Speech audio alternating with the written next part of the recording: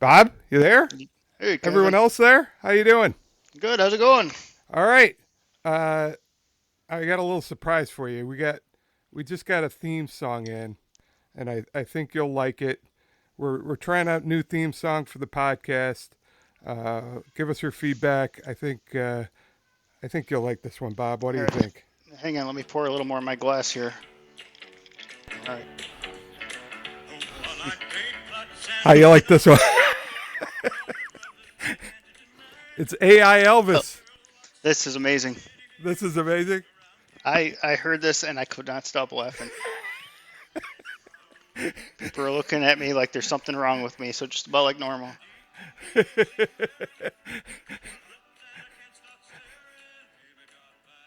I don't know if it's appropriate, but it's awful catchy. Oh, It's that not bad. anaconda! What the heck? Oh, we better cut that off. Oh, I can't get it to stop. It's good. All right. Hopefully that's not under copyright. I don't think AI Elvis, is a human being, right? It is not. So Somebody created it though, but a computer created. I don't know how all that works. Yeah, we'll find out we'll find out when we get the cease and when we get desist, the right? letter. Yeah. All right. So that's a potential theme song, but we might not stick with it. I thought we might, I might try to create our. We could create our own AI Elvis song. That's a great idea. That's a great idea. Coming to you in 2024 when we get our minds around that. Anyways, welcome, hello, and welcome all to the Sensible Center podcast. I'm Kevin, left of center guy from the great state of cheese, old fashions, supper clubs, which we all know as the great state of Wisconsin. And you are?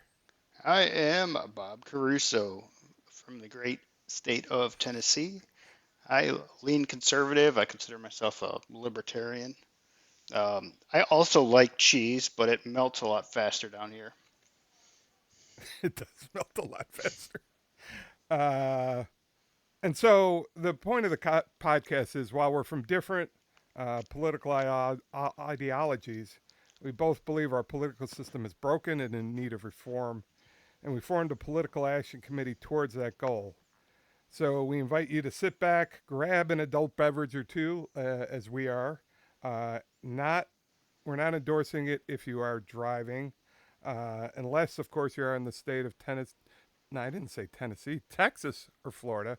Do they allow it in Tennessee? They allow you to have open alcohol in the car in Tennessee as long as you're Okay, that, not the driver. sure. That makes sense, right? But I think that's kind of probable cause right there, so I don't really allow that in my vehicles. But No, I wouldn't yeah. think so.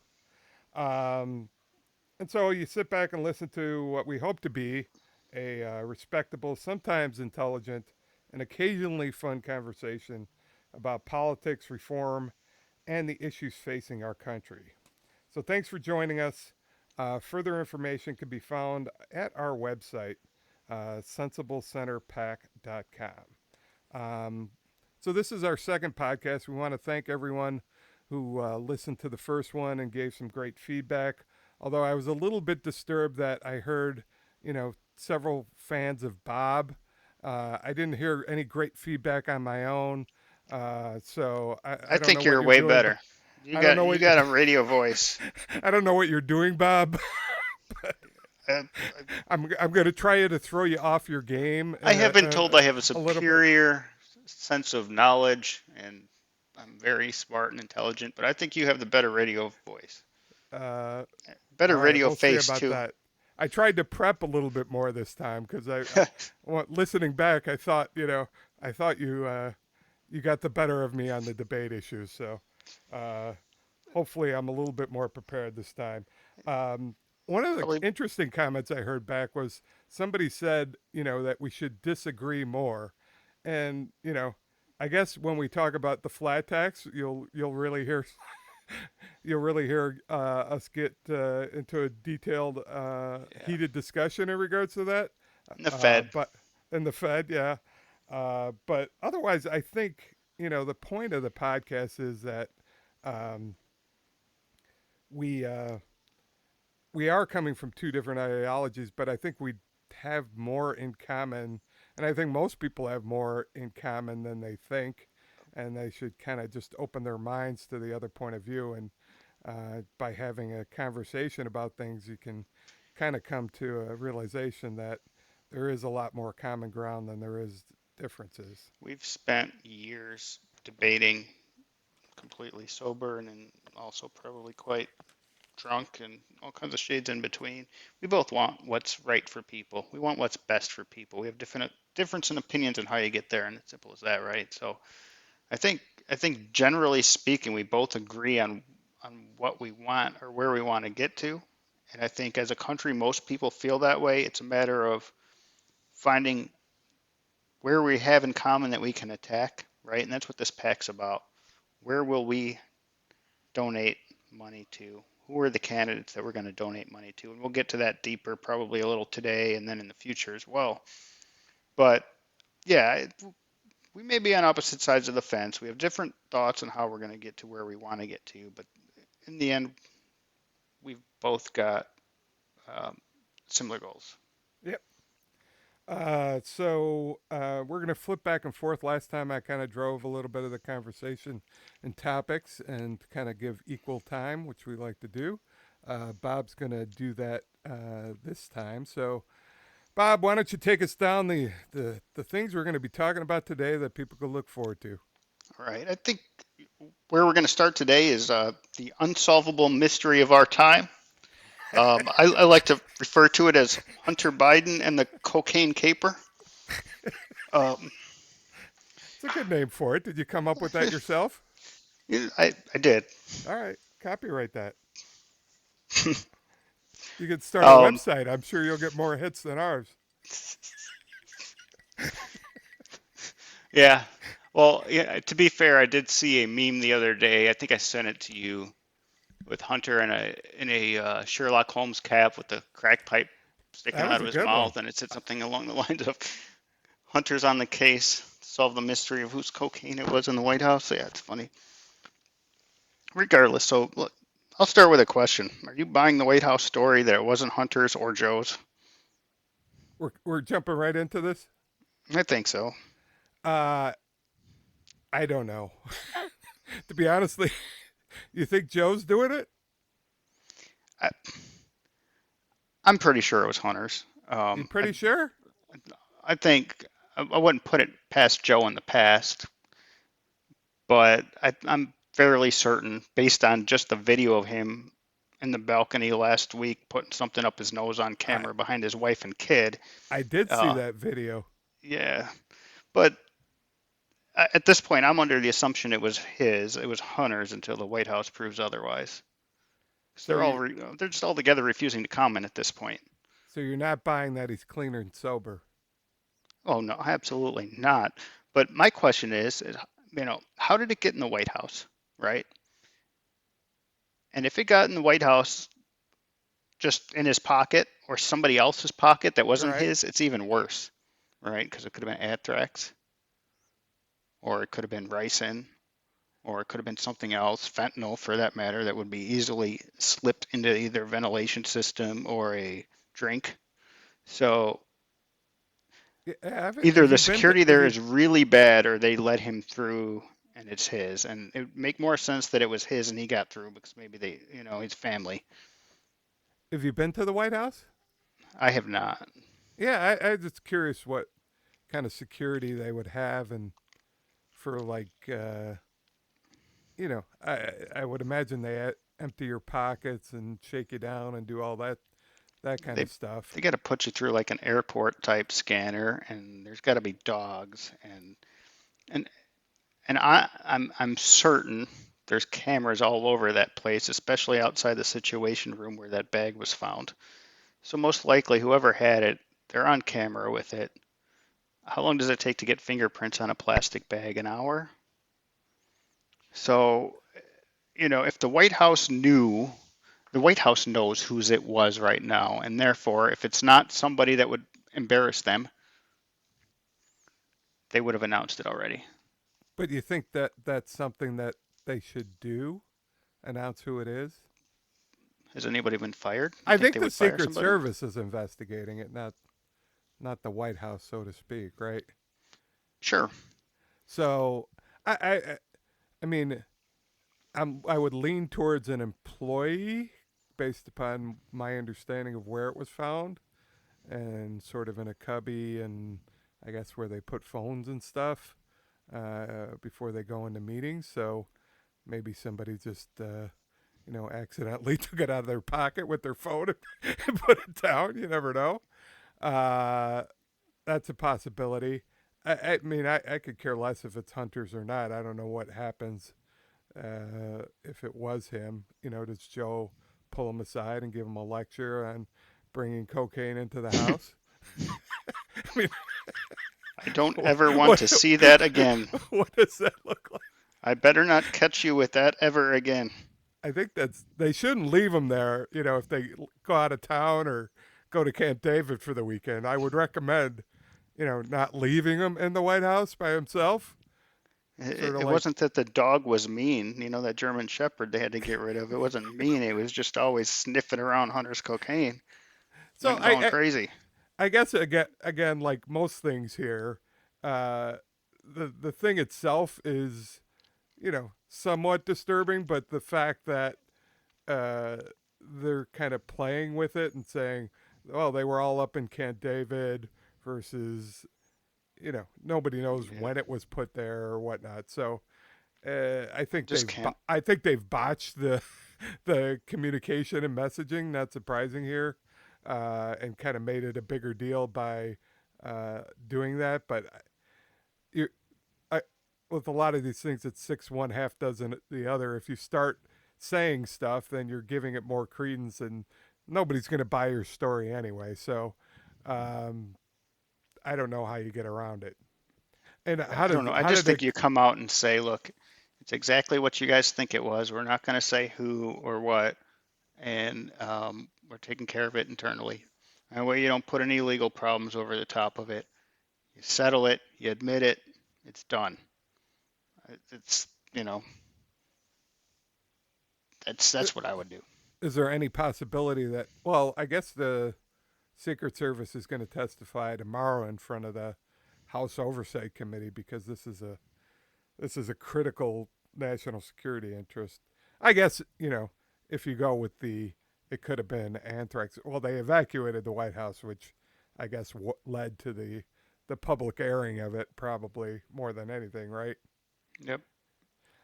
If they didn't have to do that, they probably would have swept it under the rug, so to speak, and There's then a new Hunter, protocol now. Check if and then Hunter Hunter's would been have went under around. the rug to get it. Yeah. Yeah. Check if Hunter's been around before you announce to the country that the White House has been evacuated. Second, So, check the freezer for refrigerator for Parmesan cheese or whatever Hunter called his crack. Yeah, right, is that what he called it? I think so. Oh, jeez. If it ain't, So it's an interesting story. It's an interesting caper. I'm sure they'll get right to the bottom of it, and we'll all agree that the mystery's been solved. Yeah, I mean, one more thing on this, right? I mean, this kind of seems like a partisan story that from an A overall big little bit. picture thing, who cares? Yep. But the problem is, again, going back to last week, there's a growing feeling in this country that the Justice Department is not exactly nonpartisan. They're very partisan in how they do things. Hunter's got a history of getting away with things or not being charged with things. There's another big story in the news this week that I don't want to go off topic on. Um, so maybe next podcast we'll get into that one. But that's really why this is a symptom of that, and it's just kind of one more rock on the stack, right? But anyway, Yeah, but I don't know how you get around that at this point. You can't.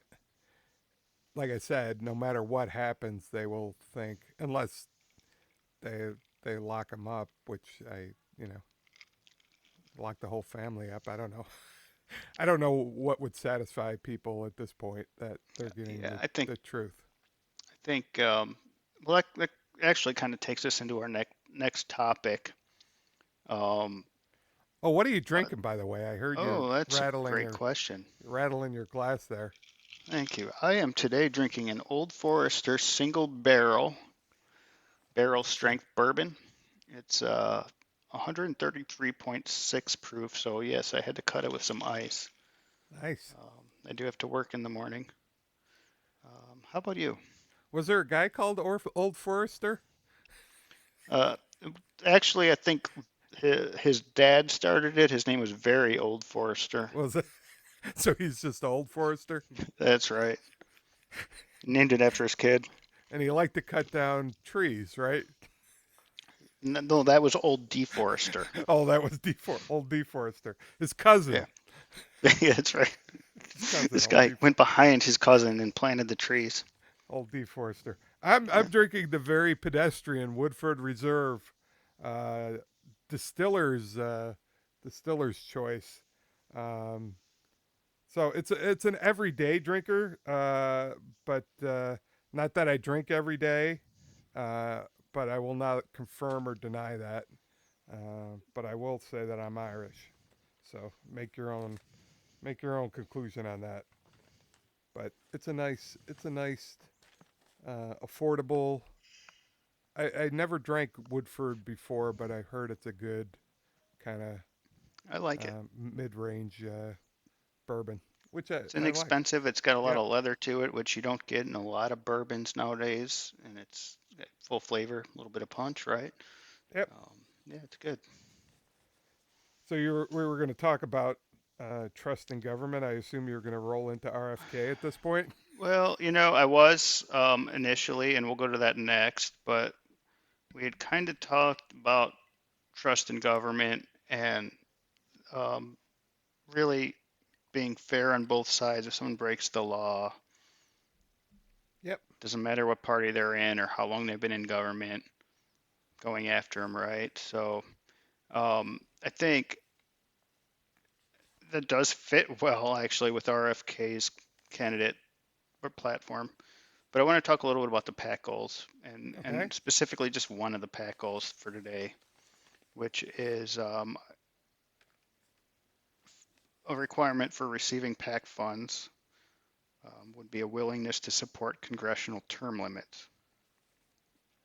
Yes. So, in short, right, um, we're hoping in the near future to be able to support a bunch of various candidates who've got the same beliefs that we do, same goals that we do, getting rid of the partisan stuff on either side of the aisle, going after real reform, real change. And one of those items is congressional term limits. So I wanted to talk a little bit about each, I think, my ideas and my thoughts behind what this will do, what having term limits will do in Congress, in the Senate, and in the House to benefit the country. And so my first thought is Congress will be more likely to vote as promised to their constituents and less likely to accept massive amounts of pork from other members of either the House or the Senate. You agree with that? So that's on the pro side. I actually did some reading about term limits, and it's kind of interesting. This is some of the research that I did, Bob, that I said I was going to bring into the podcast this time. You know, Hmm. this was actually debated, and there's a Federalist paper written about congressional term limits, particularly senatorial term limits, and they decided against it. The founding fathers back in the day, and it really only came up again uh, during FDR's term when he went for a fourth term, and he was very popular, and the Congress decided to limit the presidential terms, but not their own terms at that point. Um, There's still congressmen around from that era, by the way. That was a yes, there joke. are. There's a couple of them. Uh, and reading some of the background on the founding fathers, they thought uh, what outweighed everything else in regards to term limits, and we could you just brought up a position that would say um, we should limit terms because it as a corrupting influence the longer people are in. But it seemed like the thing they focused mostly on was the knowledge and the experience in policy and lawmaking. That what our Congress does is so complicated that you need very experienced and smart people. Now, most of the people who said uh, that I read about were actually in the Continental Convention And and love things like pork. that. So yes, Yeah. so you know they were speaking about themselves at that point. Um, but that was the biggest argument that I saw, that it would create instability and people who didn't know what they were doing. Now, judging by our congressional performance, that's they've set a pretty low bar, and I'm almost willing to try my hand at it. You can't do much worse, right? I mean, Hmm. at this point, I think we could all, Why do you need 2,000-page bills when you could have a one-page bill, right? it's because it's And complicated, Bob. It's but it's not not. easy. It's once you start thinking about things, you start with page one, and then you write it, and then And then then your before you lobbyist got to write a line, and then your other lobbyist needs to write a line, and then your third lobbyist needs to cancel out a line. that that may be, but next thing you know, you're at 2,000 pages. Hmm. And What nobody's started read out it. what started out as a simple idea. So I don't buy that argument, just like you don't. Um, it seems to me that there are, staffers.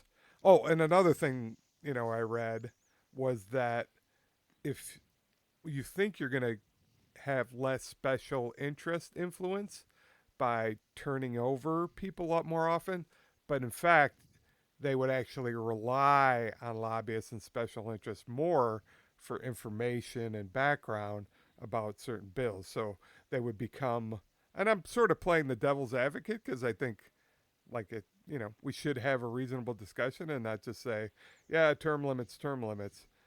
We should kind of Yeah. assess each of these points, and I mean that sort of makes sense on the face of it, but I do like you kind of said, the disagree fact with it though, right? Because it's like if you got a 2,000-page bill, your constituents have no idea what you're voting for except what the bill's called, right? Inflation Reduction Act. What was in that bill? Did it really reduce inflation? How much spending was in it, right? I mean, so let's just take that act. Like, could have had one page. We will reduce spending. Taxes will be raised on A, B, C. Done, right? Now your constituents know what's in there. When you vote for it, your constituents will know what's in there, and it'll be very clear where you stand on the issue. Do you want to raise taxes? Do you want to reduce spending? Yes or no? That's your vote. It's right there, right? But instead, the reality is you're not even voting for that. You're voting for the, you know, 56 pork items in there, and the rest of it is just a title. but but you know don't you think you're simplifying it a little bit?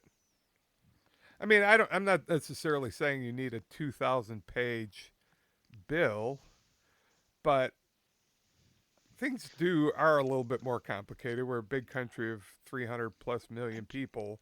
I just uh, don't. you don't I You can don't. keep things simple. I Maybe understand 5 pages. I don't think you really need funding for roads in Maryland from the federal government, right? Or a bridge in Maryland for the federal government, but let's just make the argument that you do. Maybe you believe that the federal government should be funding roads in Maryland. You could have a simple one-page bill. This bridge is at risk of falling apart within 6 months if we don't do something. So Congress is authorizing payment of $1.5 million for repair of this bridge in Maryland. It's a simple vote. It's a simple piece of paper. Everybody in the country can see it. You want to throw 20 bridges across the country in there? Fine. But make it about what it's about and stop hiding it. That's where I'm coming from. I think it is that simple. I mean, you can pass a bill in a day that way. There's 365 days. That's 365 bills a year. I don't know how many are passed a year. I'm guessing it's not thousands. I should look into that for next time. But you could, I mean, one line bills, you could probably pass 10 a day if you wanted, maybe more. You do it that way. And it's not a requirement by law, but because of um, the newness or the inexperience of all the representatives and senators, that makes their lives easier to understand as well. I mean, that's another thought now that I think about it. I wonder how long the average bill was back in 1790 and 1800.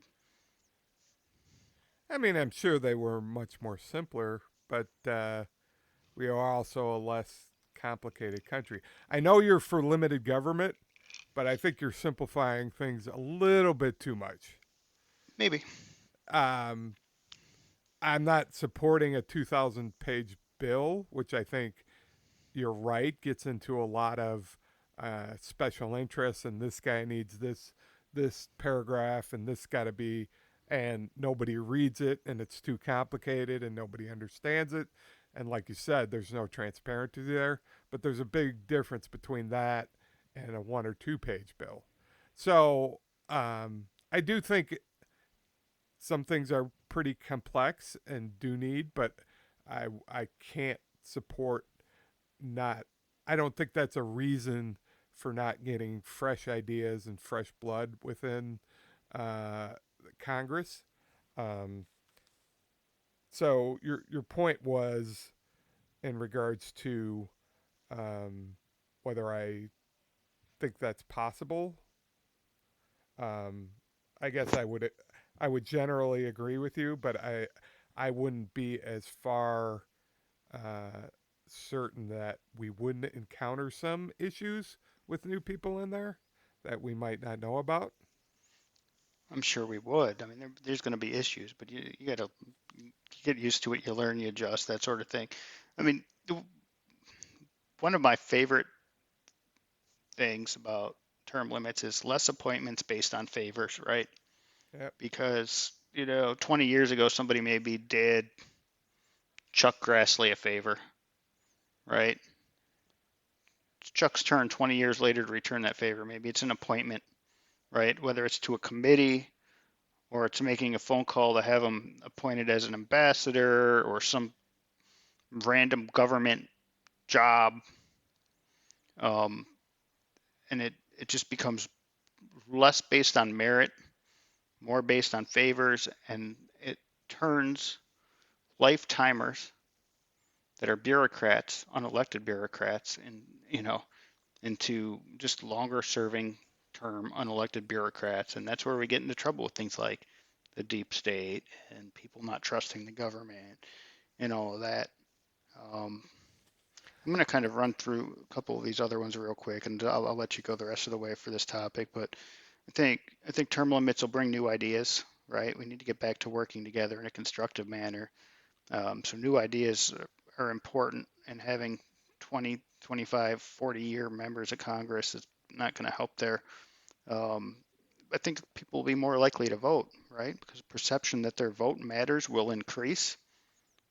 Because people have been voting against, let's just call out, we'll say Chuck Grassley again. If you've been voting against Chuck Grassley for as long as he's been in What do you have office and against nothing's Chuck? changed, right? I don't. All right. I'm not. I'm just trying not to be partisan He's here. just So a I'm guy calling who's been somebody there out on the right. forever. He's been there forever, right? Yeah, Nancy Pelosi, Dianne Feinstein, right? Right. We can go on forever. Um, there'll be less time for a politician to learn how to be dirty. And They could learn because that they have a before they short get term there. in Congress, maybe it's 2 terms, maybe it's 3, they'll be more likely to vote as promised to their constituents because turnover will be more readily accepted by the constituents, knowing there's only maybe 2 or 3 turns for the representative anyway. All right, my thoughts. Those are your thoughts. So this is what Roger Sherman, who was the only founding father who signed all the Constitution, the Articles of Confederation.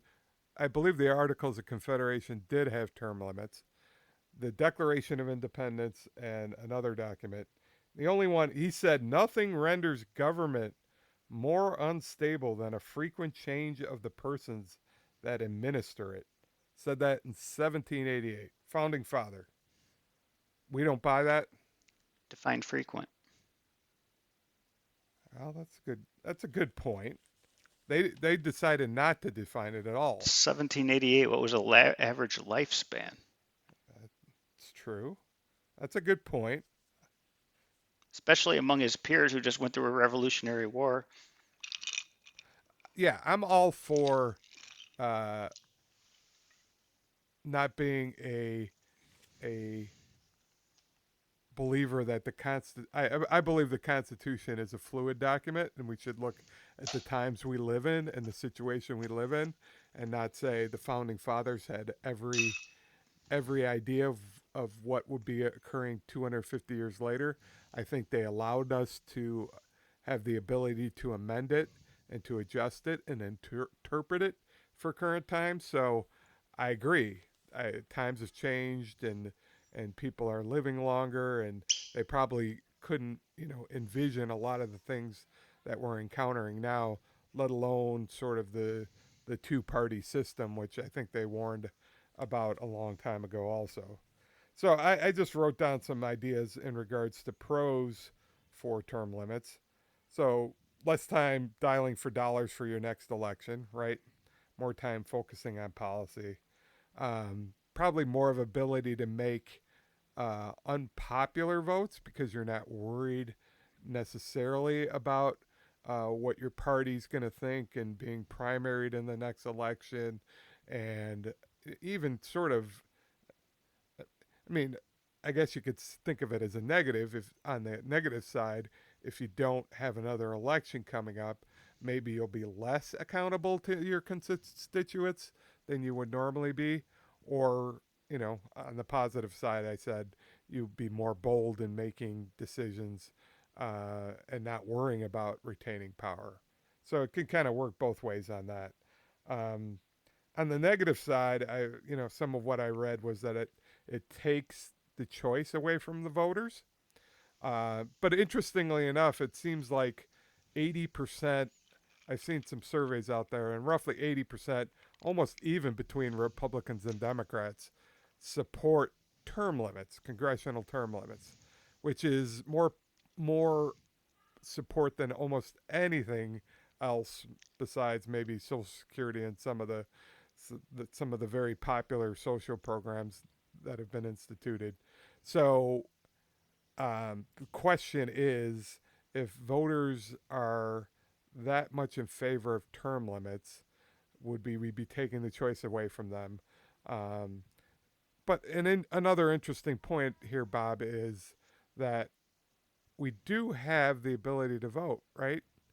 Isn't that the ultimate term limit decider that's been written into the Constitution? And why do we continue to vote for the same people? Uh, and there's a lot of reasons for that, and that's part of our political reform that I don't think we're getting. Gerrymandering and I don't think money. we're getting to see those people. Yep. That I think they're being cut out of the system. But I also believe that there's a little bit of um, people tend to like their senator or representative, but don't like the system in general, don't like Congress in general. So I think it's a little bit of a double edged sword there that I think people do somehow see their own. Maybe it's because they provide them things or they're fighting for them. Um, but then they're dissatisfied with the whole political system. It's kind of an interesting dynamic, and I don't think it's necessarily um, as kind of clear cut as a lot of people think because we do get to go to the ballot. We do, rightly or wrongly, end up voting for the same people over and over again, um, rather than another candidate. Which there are other people on the ballot. You may not like them, but there are other choices to make. And but like we said, part of what we're looking to do here is kind of open up the system a little bit more, so there are more choices there is more competition, and it encourages other people to get in that they might not be seeing. So hopefully um, that will help. And I look forward to getting into more of the goals of the pack, right? Um, Yep. in future podcasts, I think we both agree that the term limits is something that we both support. Um, and, and and I appreciate you playing devil's advocate here a little bit too. It's important to recognize some of the downfalls potentially of having term limits. But I think we both agree term limits are a step in the right direction. But did you also know that legislation's been introduced every session in Congress since 1943 to limit to have term limits? Ted Cruz has one in the Senate. McCarthy's agreed to bring it up again in the House. Uh, to my knowledge, it's never made it past committee, um, but it is brought up and introduced in every legislative session. And just so everyone kind of understands what it would take to get some of these things passed, so you would need uh, 2/3, a supermajority vote in both houses. Um, this is to amend the Constitution, or a convention called by 2/3 of the state legislatures. So you don't necessarily need to rely on Congress to amend the Constitution. It could be done through the states. And then once it gets to that point, you either have to get 3/4 of the states or delegates to a constitutional convention if a constitutional convention is called rather than through the legislative process, must then ratify. So pretty high hurdles, but when you think of 2/3, it doesn't seem impossible to get that through the House and Senate, except for the fact that uh, I mean, I'd love to hear a debate on it on the floor, right? Yep. To hear some of the arguments for why these people think that it's not a great idea, because I think we both come to the conclusion, if you line up the pros and cons, worst case, let's try it. That's right. I mean, with congressional approval at whatever 15%, like I said, how much worse could it get? And I've said It's in a the pretty past, low and bar. I think you disagreed with me, but I'm happy grandfathering the current members of the House and the Senate in. Grandfather yourselves in. Half of them are What too the old. hell? I mean, they're They going to be are gone anyway. grandfathers. Right. They're great grandfathers in Great some cases. grandfathers, exactly. Grandfather them in, and then as they come in, we filter it out, and that makes it a little bit easier as well. You had mentioned candidates being out of the system and how it's difficult to kind of get into the system, and I think that's a great transition into RFK. All right. My Um, one question is RFK Jr. Remember Jr. Junior, yes, Crank or not a crank? not a crank. Not a crank. All right. He's he's different, right? He's willing Yeah, to speak his mind. because he's a crank. Yeah, he may be coming. I've listened to him quite a bit on podcasts recently. Yep. I So think I have listened to I. him on I put my time Maher, in. Yep. right? There are a couple others that are escaping me right now. That I I listen to him on if you're listening to this podcast, listen to the end of it. But Barry Weiss, who was on the New York Times, she's got a podcast called Honestly, and she went to his house, interviewed him, a little less, she was on the li- New York Times, not yeah, is. Yeah, was on the New York Times. She left the New York Times because she felt that they weren't, being fair. honest. They were right. So she does a pretty good job just and asking open-ended questions and letting people represent themselves rather than backing them into a corner. So that's in it. She interviewed RFK. She went Junior, went to his house, and so I listened to that too. So probably listened to 3 4 hours of him talking about his positions and things like that, which I'm sure you did also. Yeah, I think RFK Jr. bridges the gap between the left and the right a little bit. Um, I think The one thing that, honestly, the main thing that scares me about him is his name. Um, I don't like the idea, and I think most Americans don't like the idea of having royalty in our country. And when you think about the Clintons, the Bush families, the Kennedys, there's history there. Um, I don't like that idea. But I think when you listen to him talk, he's generating ideas, ideas that you don't hear from his base party. And as a result of that, obviously, he's not getting much coverage in the media. One, because he's running against their number one guy in Biden, but you don't get much, if any, coverage. ABC, CBS, NBC, and if you do, it's usually negative. It's calling him a quack or somebody who's a vaccine denier, anti-vaxxer, that sort of thing. Which, if you listen to him talk, at least recently, he's not exactly that. He's just saying we need more science, and he's arguing that the power of the pharmaceutical companies, when you consider how much they spend, and they are the number one spender of uh, media dollars or advertising dollars in this country, um, it's hard to understand if you're getting a true story. It's hard to believe you're getting a true story when they're spending all this money through the major media companies, and of course the major media companies are refusing to criticize them. Right? I think there's a potential conflict of interest there, and I think most of America can maybe see that as well.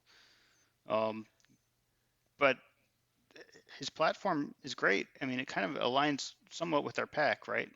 He doesn't have a lot of detail on how he's going to get here, so I have to ding him on that a little bit. But he wants to protect whistleblowers, wants more Yeah. government transparency, he wants to rein in lobbyists, All good. promote citizen involvement, Yep. and prosecute officials who abuse public trust. Right? I mean, all that aligns Sounds with good. something I like. Um, I'm not sure he can hold public interest, right? Even if he can break through this media firewall, which is huge, we know unless there's something drastic that changes with Biden and his status as the candidate for 2024, they're really not going to debate each other. But he is a bit tough to listen to when he's got the problems with his voice. He does. Can he, the first 5 or 10 minutes of a conversation, any podcast or interview he does, it can be a little bit difficult to focus as a consumer or a listener, right? So can the average American public or average American citizen in the public hold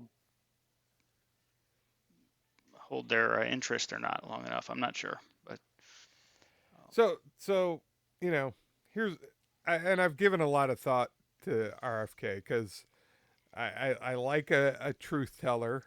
It is what we're getting at here is introducing new voices and people from outside and shining the light. Um, but I'm just having a hard time. I'm still a little bit in the, especially when he was talking about. Here's my theory: his uncle was shot. His father was assassinated. Both father and uncle were assassinated when he was a kid. Um, I spent a lot of time reading about the JFK assassination, and I don't think we ever heard the true story on that. Interestingly enough, I'd never heard anything other than Sirhan shooting RFK until he was on Bill Maher, and my understanding is he doesn't think Sirhan killed his father, but a CIA operative shot his father in the back, which just set me for a loop. Um, now I've got to read books about that. it's it's gonna interesting. take it's I gonna heard take that a as well. it's gonna take. I had never heard that. I think that's kind of formed the basis of his uh, life. I mean, he and like any good sort of conspiracy theorist or or along those lines, there's always a fairly big kernel of truth in what uh, their basis is, but then they sort of go off the rails at some point. And I I think he's done that a bit. I think the truth parts are, definitely regulatory capture within government. Business and corporate interests are within, he started with environmental protection and, corporate interests influencing our environmental policy. Then he switched to the pharmaceutical and vaccines. But I mean, from what I've somewhat read, and of course, you're going to read people who are, within the establishment, kind of going against them. That he he plays a little loose with the facts in regards to, especially on the vaccine side. So I think he's got the right ideas, and I think he's going to shy away. And I've heard him kind of shying away a little bit about being the kind of anti. I think he actually said on Barry Weiss he's not an anti-vax vaccination person. Um, I think he's saying that we should be skeptical and questioning, but I don't know if the 450-page book on Dr. Fauci and what he's written and what he's done supports that kind of backing away from that position. So that's my biggest concern. That yes, there's a kernel of truth in all of that in regards to the lack of trust of the government, the regulatory capture, but I don't necessarily. He spews a lot of information about reports and facts, and I was just reading the other day that um, this guy who's appeared on many of the news broadcasts, Michael Osterholm, who's an epidemiologist in Minnesota, that's kind of been used as an expert. He says RFK has perfected the art of illusion of fact. So then we get into what is fact and what is not. Um, and there's a lot of information out there.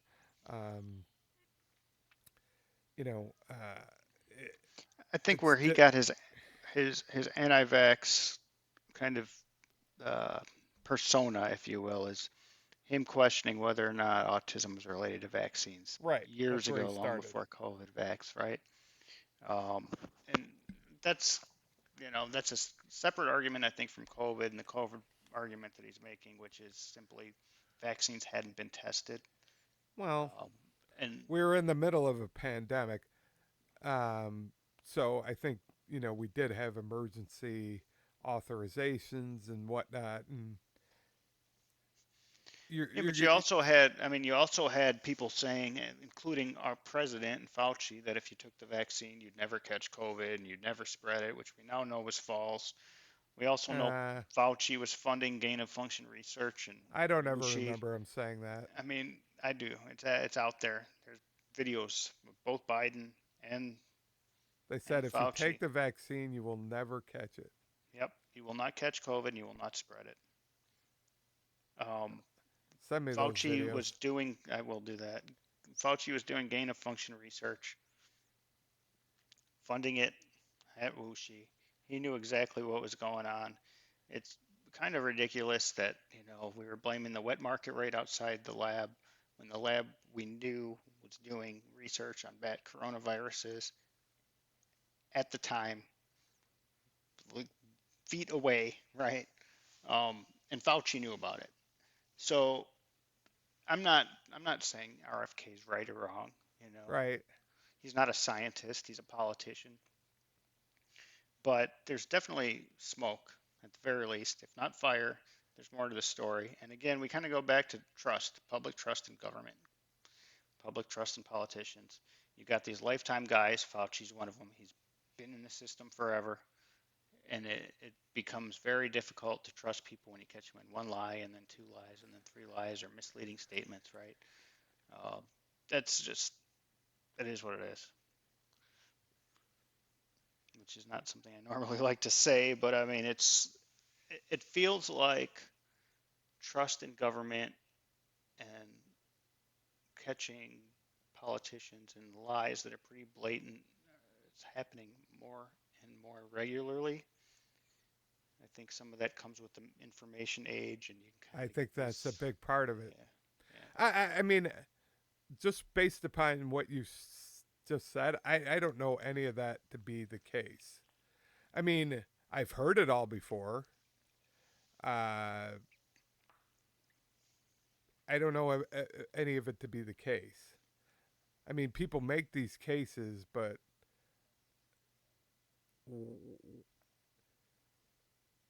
you just undermine everything in regards to um, a public servant and what they've done for years and years, based upon what? I mean, I just don't. I, Well, again, right? I mean, Fauci was asked in Congress if he knew about any coronaviruses being tested or any gain of function research happening in Wuxi, and he said no. But we know that's not the case. We've been funding gain of function research in Wuxi. We're funding it. It's Fauci. so you're just saying he just We out and right out lied to there. Congress? Yeah, there were stories um, within a month of COVID happening. It hadn't even been a big story on our shore yet of COVID and looking at the the virus under a microscope, and it was clear that it had been developed in a lab based upon certain features. And this came from Indian doctors and Indian analysts, Indian labs, and they were taken off Facebook, they were taken off Twitter, off social media. Our government was forcing that kind of thing off. But why would that Fauci said it be? was BS, Because we were funding it? and we now know it was real. Well, Well, I I personally, don't know. I I don't know don't, if we know it was real. I don't want to get into conspiracy theories Right. necessarily, but my personal belief is not necessarily because we're funding it, but because there's a relationship with China that has to be maintained, right? There's a lot of economic influence that China has because a lot of our companies are over there, right? A lot of the cheap goods we have or buy are either produced completely by them or made in part over there. And there's also a lot of obviously political investment over there. Not to mention, there are plenty of rumors of the Bidens and other politicians making money to the But tune of Bob, do you $100,000 think a month from Chinese companies. do you I'm for political reform, but can you imagine a situation where there are people who wish to undermine trust in government to replace it with something even worse? History will tell you that's happened. And like I said, I think that's a dangerous. It's very Uh, tough to determine what's true or not in this information age now. and that's Uh, that's why we need the reform that our PAC supports, right? Sensible a- Center, a- PAC.com. Go a- see what we support. absolutely, absolutely. I'm We're, just saying, how do we, how do we get to that point? Do we replace it with something else that could be more detrimental, or do we try to work within what we have? You know, like I said, I've always tried to think we work within what we have rather than undermine the whole thing. But um, do you I'm I want to kind of get to the next topic because I think it's a good transition point. But before we do that, do you want to mention our email address if anybody wants to contact us with any questions about the PAC, what we support, um, uh, how the they can get email involved? the email address is sensiblecenterpack@gmail.com. So send any topics you'd like us to cover, any questions you have about the pack and whatnot. Great. Um, I We think we in regards to RFK, I think it does get down to the core issue on trust in government. What is what is real and what is not in regards to information, and it's a very difficult thing to rebuild. And like you had mentioned, our pack is seeking to kind of build it from the ground up. But in the meantime, you have candidates coming through like RFK that people have to analyze and say, is he? I like to think of Bernie Sanders as sort of the ultimate truth teller, um, in regards to a lot of things in government. I know, um, I think he would support a lot of the things we talk about in our pack. I don't think he's the best symbol of that, but I think his message is pretty pure. And I'd love RFK to be that I'd because I like to think understand how he got all his houses on a congressional salary I'm sure or a he's Senate salary. Yeah, I'm sure he's written books and things like that and done speeches. So you don't think he's a pure player either? I don't. Okay, And I don't blame him for that necessarily. You got to take the opportunity you get, but I just don't think he is who he says he is. okay. But Sorry, our take away from your message. that's all right. I think I mean I don't know about him personally and about his homes. I would say that his message in regards to the system and how it's been one-sided for a long time is a fairly strong message, and I don't think it's a conspiracy theory.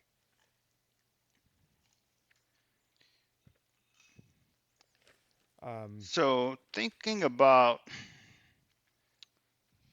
conspiracy theories and truth, right? What's what? You don't know exactly. But here's the thing. On Independence Day, a federal judge ordered the Biden administration and other federal agencies to stop contacting social media to censor free speech. Now, the Biden administration, which obviously has little regard for the First Amendment, appealed to a higher court to pause the order.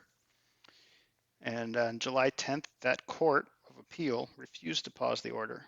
I'd like to just round of applause for that judge. I'm sorry, I don't have his name in front of me. I think it was a Trump appointed judge, But is what here's I the read. thing, right? So he's gone through two courts in a matter of a week, and they both said no. And this is great. So the judge stated, although this preliminary injunction involves numerous agencies, it is not as broad as it appears. It only prohibits something the defendants have no legal right to do, contacting social media companies for the purpose of urging, encouraging, Right. pressuring, or inducing in any manner the removal, deletion, suppression, or reduction of content containing protected free speech posted on social media platforms. My favorite part, these items are protected free speech and were seemingly censored because of the viewpoints they expressed. It's fantastic. In other words, the judge is saying the government didn't like a political view, they didn't like what people were saying, so they censored it. It's a violation of the First Amendment. And in my opinion, this is my opinion here, not the judge's, it equates to cheating in an election.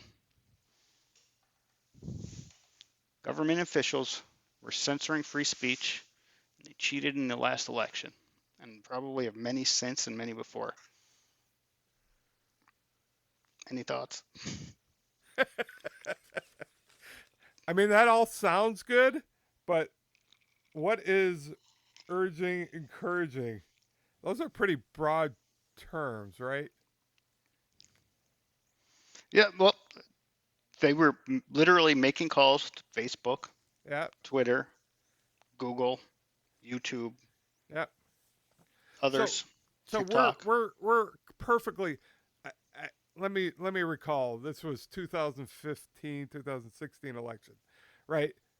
I guess Not the just, it the was COVID, Russian, right? I got and then COVID. Yep, all of that. But starting with, Ukraine. I remember Congress calling uh, the social media companies on the carpet and saying, "Well, why didn't you stop this disinformation?" So there wasn't any We're good with disinformation. Is that what we're saying? We're good with We're, free we'll let speech. disinformation. We're good with putting out, and this gets back to the same point that we covered with RFK. We're fine with muddying the waters for everyone, right? Let's just let anyone say basically anything and let the people decide what the truth is. That seems to be working really well.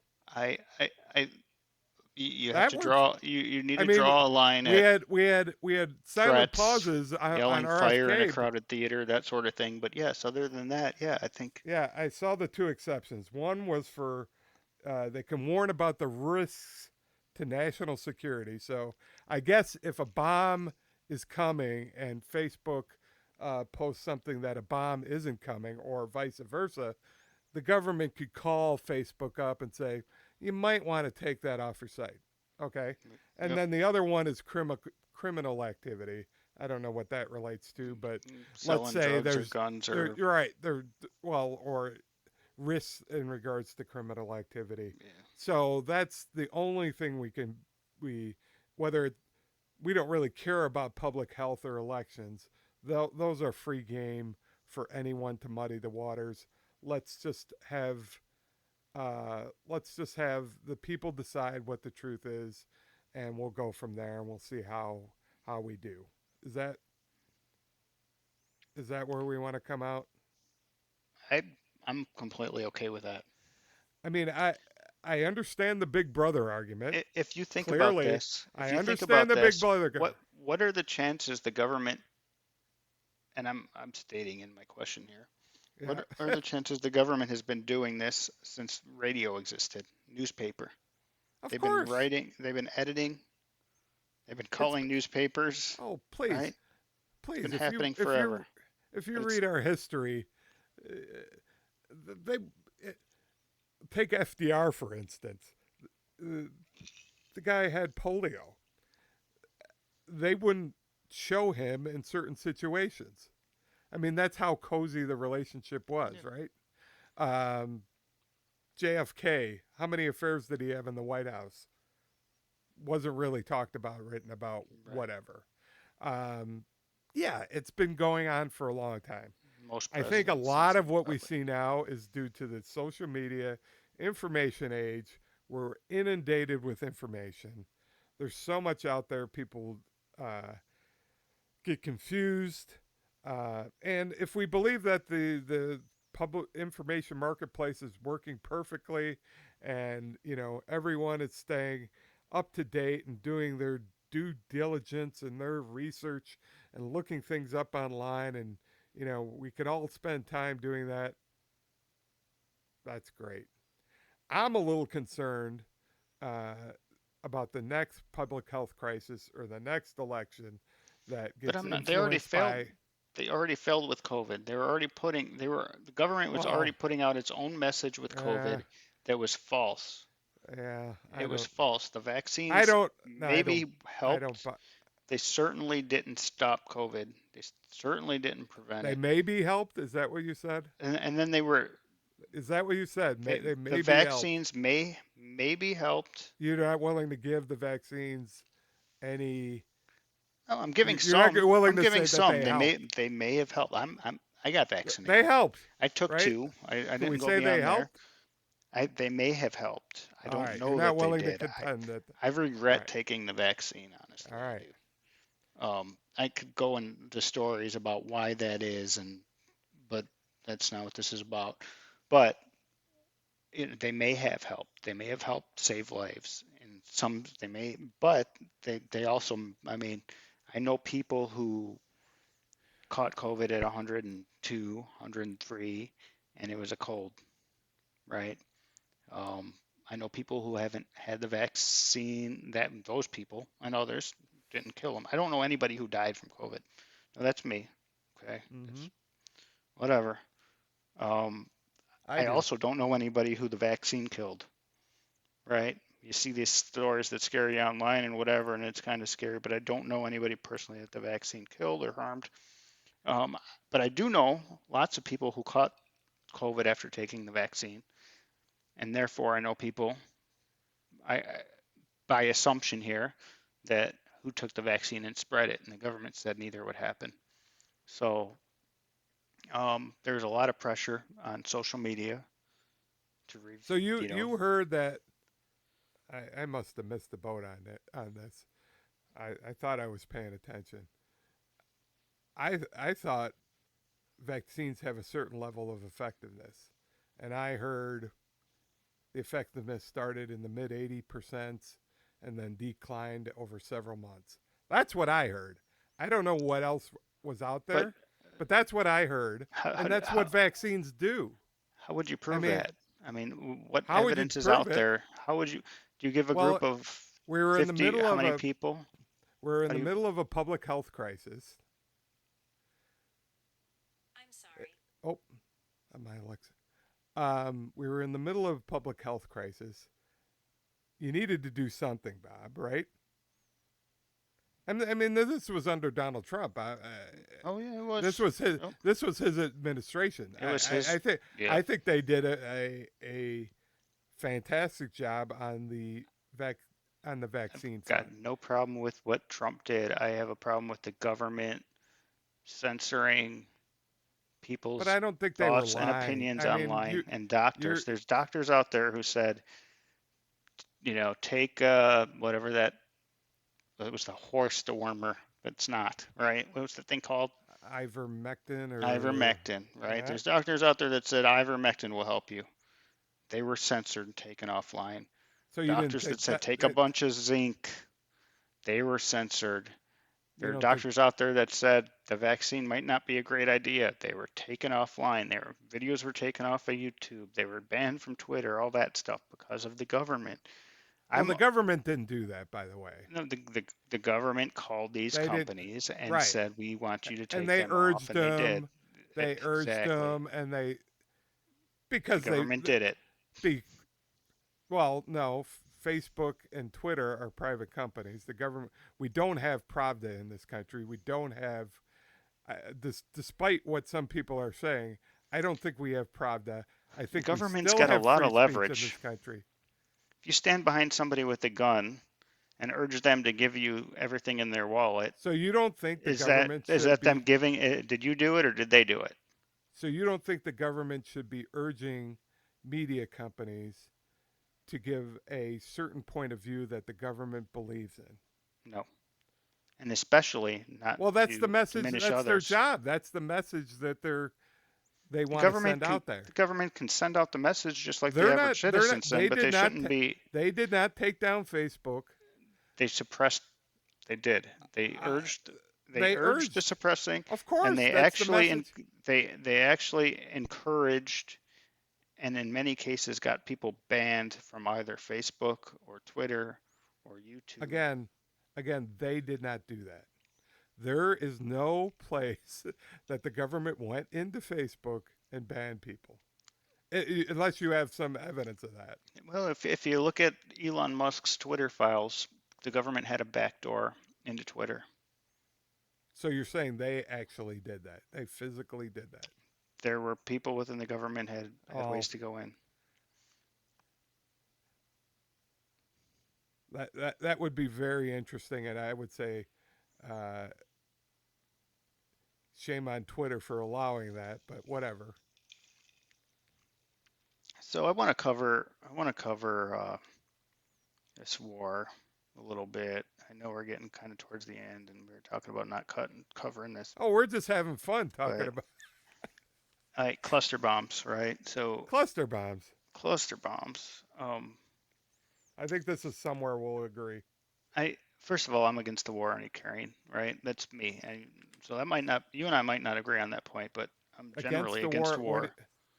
you're no, I'm against I'm funding the pro war in war. Ukraine. You're not pro-war. You might be pro funding the war. No, I'm I'm not pro. against I'm against funding the war in Ukraine. Generally, I'm against war, right? Vietnam was a terrible idea. Iraq was a terrible idea. But my opinion there is we're funding death, and it's very expensive. It's billions of dollars, and it's resulting in nothing but death and debt. So cluster bombs, to kind of summarize for everybody, They're basically large bombs that contain a bunch of smaller bombs. Big bomb goes off, spreads the smaller bombs. They'll go off and cause extensive damage. They're considered bad for many reasons. Um, Obviously, negative effects on civilians when these things get spread.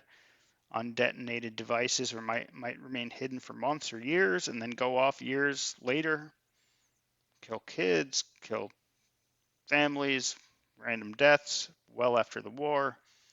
Um, Oftentimes during the war, they go off in areas that citizens are around. And the Biden administration itself, many months ago, called potential use of these devices by Russia a war crime. Now they're planning to send them over to Ukraine, our cluster bombs over to Ukraine, so they can use them against Russia after calling it a war crime. Leaders of the UK, Canada, New Zealand, Spain have all said they're opposed to the use of weapons, and 123 countries have joined a convention which prohibits all use of cluster bombs under any circumstances. So that's a bit of an informed rant there. I don't like the war to start with. Well, Cluster bombs Zelensky are seems to be happy. so. Here's here's the thing. If it was a war crime and we were going to use it against Putin, and we send cluster bombs over there and they go off, I don't see how you cannot charge Joe Biden with a war crime. Well, And he didn't shoot him, but he sent them for use he's in the war. he supplied them, right? No, I'm not advocating that we should supply cluster bombs. I've had discussion with people about, you always get into the slippery slope. I mean, we could talk about support of the war. Clearly, we've been walking down a path providing more and more support here. More, first it was defensive. Now, clearly appears to be offensive. Um, Basically, we're kind of fulfilling the needs of what he's asking for. Um, I don't agree with it. I mean, especially with what you indicated in regards to our prior comments in regards to cluster bombs, let alone just ratcheting up the support and tying ourselves to the Ukraine. I don't know where this ends, but we should have been pushing for a political solution from day one. Um, you always get into the argument. I was just talking with Deb the other day. You end up going down the, well, when you appease somebody, we go back to World War II and Hitler and the Sudetenland and, you know, Chamberlain saying, okay, we're going to give them this, but no more. And then you give them a foot and they want a yard. I don't think should fight yesterday's war and do all comparisons to what went before. I think every situation's got to be unique and taken on the face of it. So, um, generally, I'm for diplomatic and political solutions rather than war because I don't think war ever ends well, and it escalates um, and it's always going to be a tit for tat. And um, I think in this situation, we're going to end up sort of in the same place that we would have began with a political solution after many deaths, after and let alone the Well, military industrial and complex, that's the which thing. I We could force it. I don't see how the U.S. doesn't have the leverage today to force a solution. for We could force a do it. solution. Force a Yeah. solution. Cut off funding. We're not going to fund them anymore.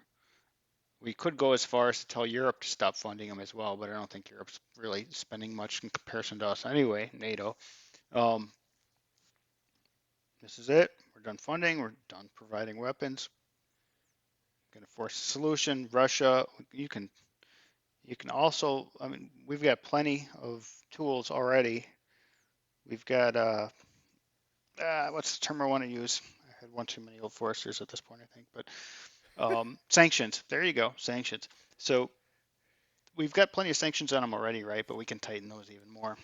We probably have the means to cut everybody's money off at this point over there. Cut it off.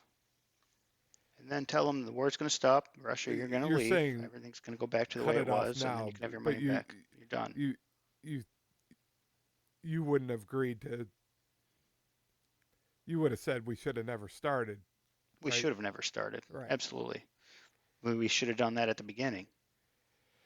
Yeah, I mean it's easy to say. I don't know the necessary dynamics in regards to that, but like I said, I always believe in political and diplomatic solutions, and if you are very clear in your messaging to the other parties and letting them know what the costs would be, maybe you know, going back to Theodore Roosevelt, carry a big stick, you know, um, One too many but Woodfords. carry a is it carry a big Speak stick? silently. Speak silently, but carry a big stick. Yeah. Right. I believe that strategy has always been the best. Uh, I don't know how well it works with Vladimir Putin, but I think if you can effectively have explained to him the situation and what our goals were going to be and what we were going to do, like you said, it's hard to believe that we wouldn't have had the leverage to come about a diplomatic solution. And I don't know if that's not what we want to do. That gets into, like I said, the military industrial complex, which is one of my conspiracy theories, but at least General Eisenhower warned about that Well, I 55 think years ago. And you could tie that back to our first conversation, right? It's term or one of our early conversations anyway. Term limits. The politicians are heavily invested in our military industrial complex. let's Lots drink of less money. next time. No, well, let's not do that. But Getting a little sly. It's like the Bill Maher podcast when you could tell his lips are sticking together because he's yeah, had so much pot. We're getting, and he starts laughing hysterically at the end and having trouble with words, sort of like we are yeah, now. yeah. That's why I wanted to cut it off in an hour. So to be clear, it's only alcohol here. But yeah, It's only alcohol. we Sorry. could always cut the segment out. We can cut it. But it could be fun just to leave it in. Yeah, we'll either gain a huge crowd or a big problem. We'll find out which one it is.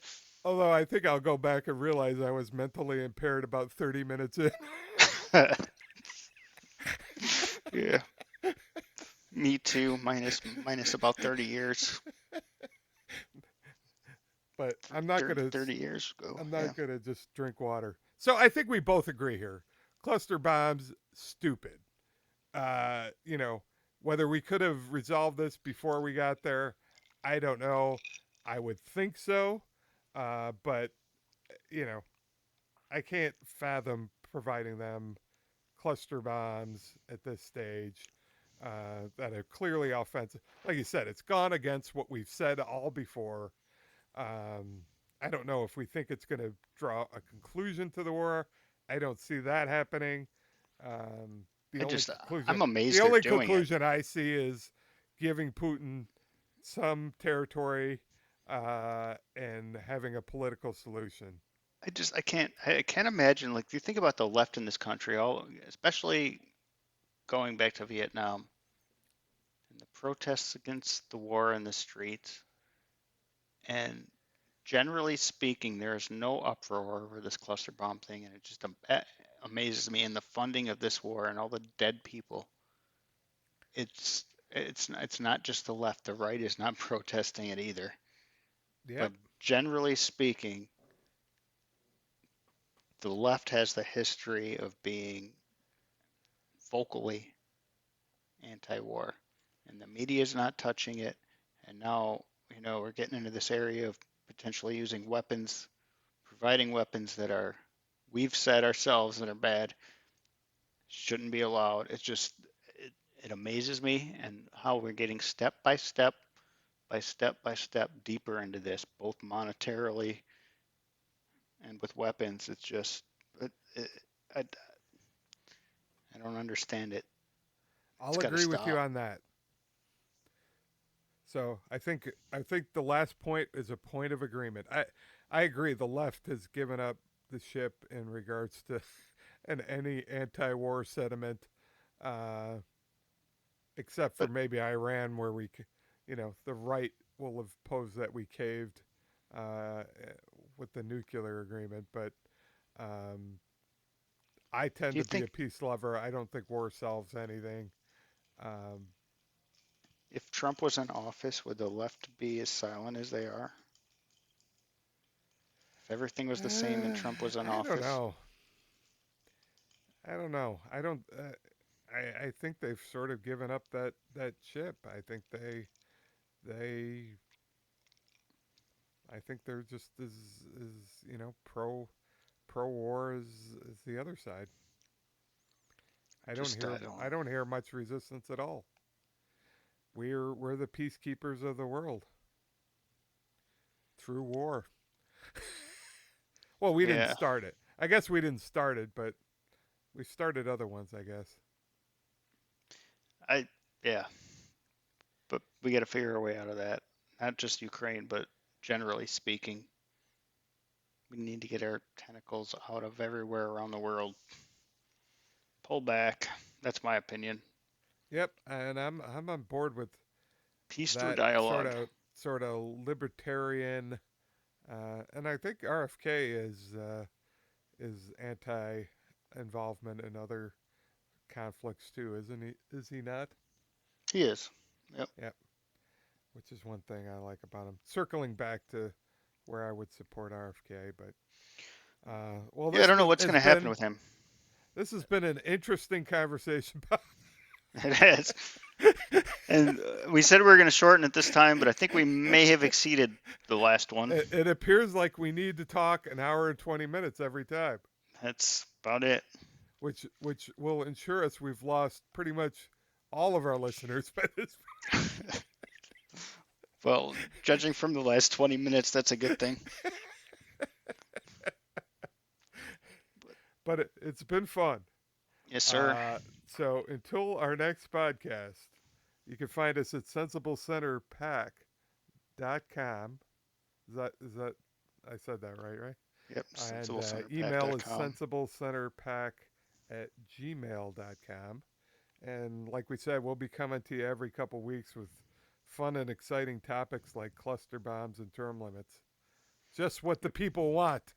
We encourage you to get involved. We're going to make a difference. We are making a difference already, Bob. I feel it. Later. All right. Good Bye. night.